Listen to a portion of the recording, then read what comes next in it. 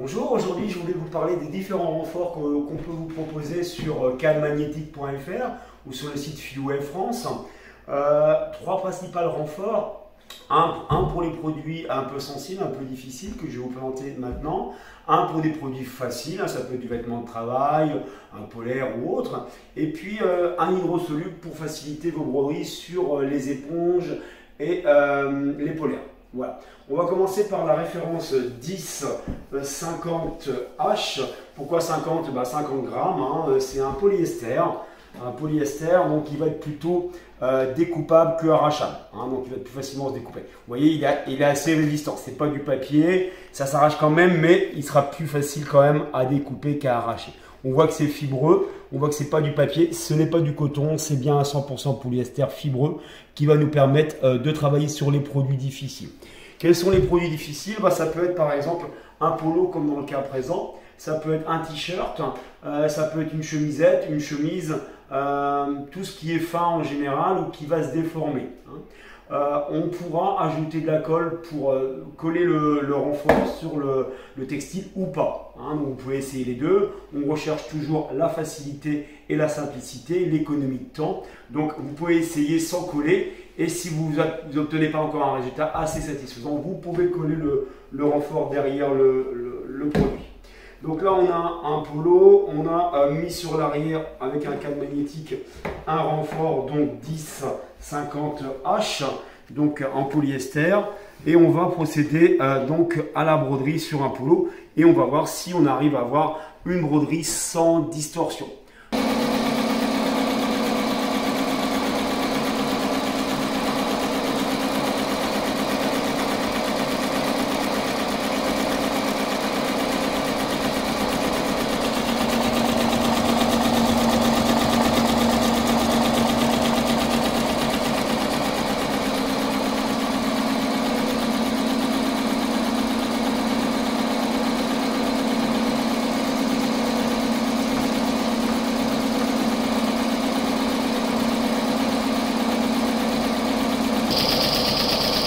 Voilà, notre broderie est toujours en cours. On voit qu'on n'aperçoit pas de déformation sur notre polo. Rien, regardez, la surface reste plane, totalement plane. Aucune déformation sur notre polo, sur notre maille. On est resté en aiguille 75 RG, c'est-à-dire pointe pointue, une pointe d'aiguille pointue. Donc ce qui n'est pas l'hyper favorable pour un polo. On serait plutôt en SES avec une aiguille bout arrondi pour plutôt pousser la maille que de la déformer. Donc on voit ici toujours pas de déformation alors qu'on a un nombre de points relativement important. On a déjà presque 1600 points de fait et pas de déformation du tissu.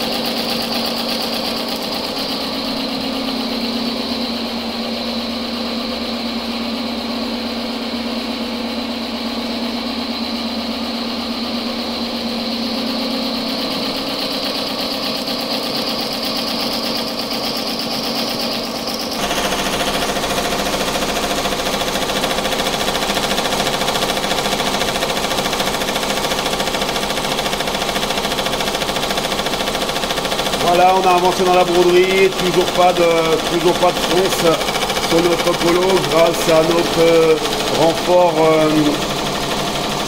polyester, 100% polyester, 150 grammes mètre carré. Ok, donc c'est un produit qui est à découper, qu'on ne va pas arracher. On peut des fois essayer sur des textiles un peu résistants, mais l'idéal c'est quand même de découper. Et on va vérifier le résultat qu'on peut avoir sur un polo, qui est quand même, pour ceux qui connaissent, un produit relativement difficile à broder sans fronce. Donc là on a un résultat qui est parfait. On n'a pas de fronce du tout. Alors le polo est un peu chiffonné, mais il n'y a aucune fronce sur le textile. Je vous rappelle les références. En complément des produits que je viens de vous présenter, on vient de recevoir un nouveau produit qui s'appelle le 1050HF. Le 1050, vous le connaissez déjà, c'est celui que vous utilisez pour vos produits mailles, polo, t-shirt. Il est très sympa et en général, vous le posez avec de la colle qu'on vend également sur notre site. Habituellement, vous pulvérisez de la colle sur le papier ou sur le t-shirt et vous avez ainsi l'absence d'élastane, c'est-à-dire que votre produit n'est plus élastané et maintenant est très stabilisé. Hein, je vous rappelle que quand on fait un renfort, quand on est un renfort, on cherche à renforcer, mais on cherche aussi à stabiliser. Et sur un polo, un t-shirt ou de la maille, c'est plutôt la stabilisation qu'on va rechercher. Donc, si vous préférez utiliser un fer à repasser ou une presse, on vient de recevoir donc le 1050H. F, donc c'est le même que le 1050 sur lequel on a rajouté 10 grammes de colle au mètre carré. Hein. Donc il faut le presser environ 5 secondes à 120 degrés, soit avec votre fer à repasser, soit avec votre presse, et vous allez obtenir le même résultat qu'avec la colle temporaire, donc un produit qui est bien stabilisé.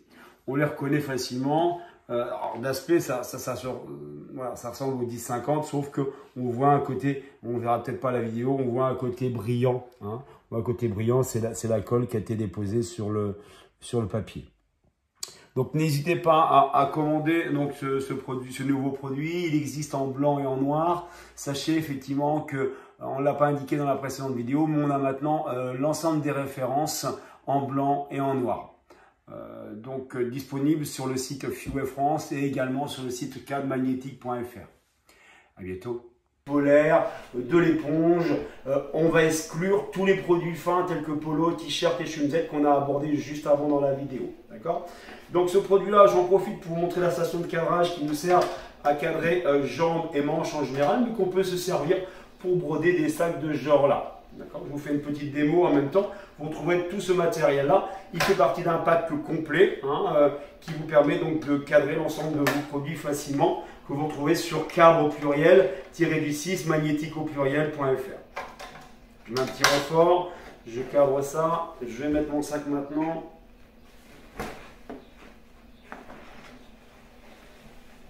Voilà, là je peux checker mes anses, hein, c'est facile, je mets mes anses ici, comme ça je serai automatiquement centré. Je prends mon cadre supérieur et je viens le poser facilement ici. Il ne me reste plus qu'à le décoller comme ça, et voilà, mon sac est prêt à broder. Voilà, en cours de broderie, donc là on a un papier donc 100% coton, grammage 60 grammes mètre carré, et on a un sac, donc on l'a posé sans colle. Hein. Bien sûr, l'étape suivante, si vous le souhaitez, c'est mettre de la colle, mais là, il n'y a pas d'intérêt. On se retrouve avec un produit, on a une broderie qui est relativement dense, hein, avec une densité de points relativement importante. Regardez, de l'épaisseur, on a envoyé de la densité, on a envoyé de l'épaisseur, et on n'a pas de force.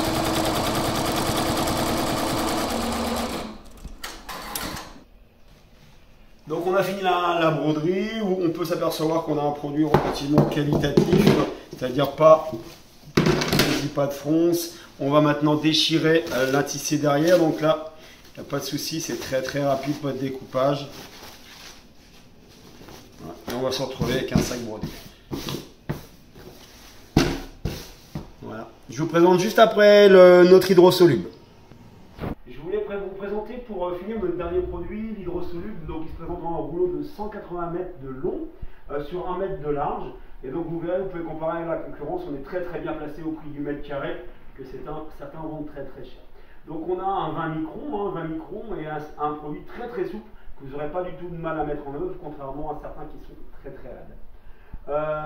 Donc bien sûr ça s'en va au lavage, hein. Dès le premier lavage ça s'en va. On va essayer de cheniller, d'enlever le plus possible sur notre produit, mais ça partira au premier lavage, mais vraiment au premier lavage. Voilà, donc on va le retrouver au-dessus de notre textile, hein.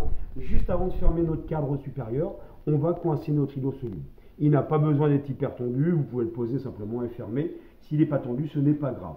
Ça n'empêche pas qu'on met nos renforts derrière, quel que soit le renfort qu'on utilise. Là, on a un papier 60 grammes, on utilise nos renforts quand même. Ça ne change rien.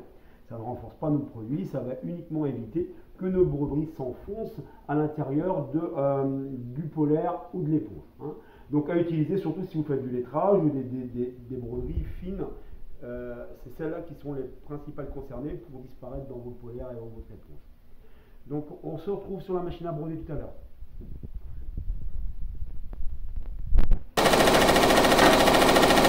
Voilà, donc on voit notre film hydrosoluble qui met en relief la broderie. Hein. On voit bien qu'elle a tendance à ressortir du polaire et pas du tout à s'enfoncer. Je vous montrerai après quand on va décadrer, mais vous verrez que la broderie ne s'enfonce pas du tout dans le polaire.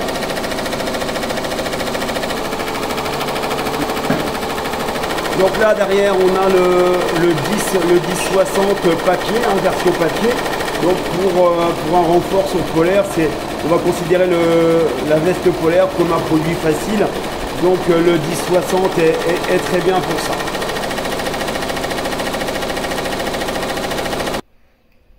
Donc voici le résultat. Donc on va retirer le dessus. Voilà, je vous fais grâce de retirer le papier derrière, il s'arrache, hein, le 1060 va s'arracher parfaitement. Et celui-là, bah, on essaye de l'écheniller au plus, voilà. Après, on peut encore enlever avec une petite pince, ça, voilà.